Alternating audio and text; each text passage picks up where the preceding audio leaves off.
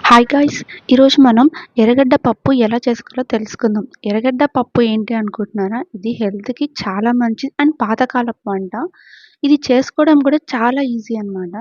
So, దీనికోసం ముందుగా మనము ఆయిల్ వేసుకొని, ఆయిల్ బాగా వేడిన తర్వాత పావు టీ స్పూన్ జీలకర్ర, సన్నగా తరిగిన ఆనియన్స్, కొంచెం కరివేపాకు వేసుకొని జస్ట్ ఒక 2 నిమిషాల పాటు ఫ్రై చేసుకున్న తర్వాత, కడిగి నానబెట్టుకున్న పెసరపప్పు, పావు టీ స్పూన్ పసుపు, ఒక టేబుల్ స్పూన్ కారం, పావు టీ స్పూన్ ధనియాల పొడి వేసుకొని అన్నీ కలిసేలాగా ఒకసారి మిక్స్ చేసుకున్న తర్వాత, ఒక పావు లీటర్ నుంచి అర లీటర్ వరకు నీళ్లు పోసుకొని జస్ట్ ఒకసారి అన్నీ మిక్స్ చేసుకొని మూత పెట్టి పప్పు ఉడికేంత వరకు ఉడికించుకోవాలి.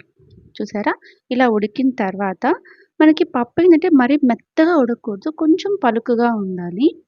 ఇలా ఉన్న స్టేజ్‌లో రుచికి సరిపడినంత ఉప్పు వేసుకొని ఒకసారి మిక్స్ చేసుకుంటే మనకి పప్పు రెడీ అయిపోయింది. ఇది వేడి వేడి అన్నంలో చాలా బావుంటది.